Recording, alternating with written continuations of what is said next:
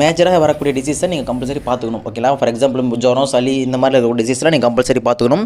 அதே மாதிரி வந்து பார்த்தீங்கன்னா இந்த கழிச்சல் இதெல்லாம் வந்து நீங்கள் கம்பல்சரி வந்து பார்த்துக்கணும். ஓகேங்களா? பொதுவாக வேக்சினேஷன் அப்படிங்கிறது தேவைப்படுது. ஹைஜீனிக்காக வந்துட்டு பண்ணையை நீங்கள் பார்த்துக்கணும். ஓகேங்களா?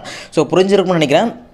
இதில் பிபிஆர் தடுப்பூசி வந்துட்டு தேவையா தேவையில்லையாங்கிறது டவுட் உங்களுக்கு கிளாரிஃபை ஆகிருக்கும். அதாவது எதுக்கு தேவை அப்படின்னா, ஆளோட லைஃப் டைம் அதிகமாக இருக்குது அப்படின்னா கம்பல்சரி பிபிஆர் தடுப்பூசி போட்டு தான் ஆகணும். எல்லா ஷெடியூல் பிரகாரம் வேக்சினேஷன் போட்டு தான் ஆகணும். ஆளோட லைஃப் டைம் வந்துட்டு கம்மியாக இருக்குது, நான் ஜஸ்ட் வாங்கி மட்டும் தான் விற்று அது விற்ற உடனே வந்துட்டு ஆடு கறிக்க போயிடும் அப்படின்னு நினைக்கிறவங்களுக்கு பிபிஆர் வேக்சினேஷன் தேவைப்படாது. ஓகேங்களா? ஸோ புரிஞ்சிருக்கும்னு நினைக்கிறேன். இதுதான் நான் சொல்ல வந்த விஷயம். ஸோ இந்த வீடியோவில் வேறு ஏதாச்சும் டவுட் இருந்துச்சோம்னா கீழே கமெண்ட்டில் கேளுங்க. இந்த பதிவு வந்துட்டு இந்த வீடியோ வந்துட்டு உங்களை ஃப்ரெண்ட்ஸ் சர்க்கிள் யாராச்சும் ஆடு வளர்க்குறாங்க அப்படின்னா இல்லை பிபிஆர் தொடர்பாக சந்தேகங்கள் இருக்கிறவங்களுக்கு இந்த வீடியோ வந்துட்டு கம்பல்சரி வந்துட்டு தாராளமாக வந்துட்டு ஷேர் பண்ணுங்கள். So thank you so much guys. மறக்காம நம்ம சேனல் வந்து சப்ஸ்கிரைப் பண்ணி வச்சுக்கோங்க. அடுத்த பக்கத்தில் பெல் ஐக்கனை கிளிக் பண்ணி ஆளில் போட்டுக்கோங்க. நீங்கள் பர்சனலாக ஆக்சஸ் பண்ணணும் அப்படின்னா நம்மளுடைய இன்ஸ்டாகிராம் ஐடி PS Farmers 1 அங்கே நீங்கள் ஃபாலோ பண்ணிவிட்டு என் கூட வந்து நீங்கள் பர்சனலாக வந்து சாட் பண்ணிக்கலாம். ஓகேங்களா? So thank you so much guys. Have a great day. அடுத்து இன்னொரு வீடியோ சந்திக்கிறேன். Bye bye. See you the next video. Thank you.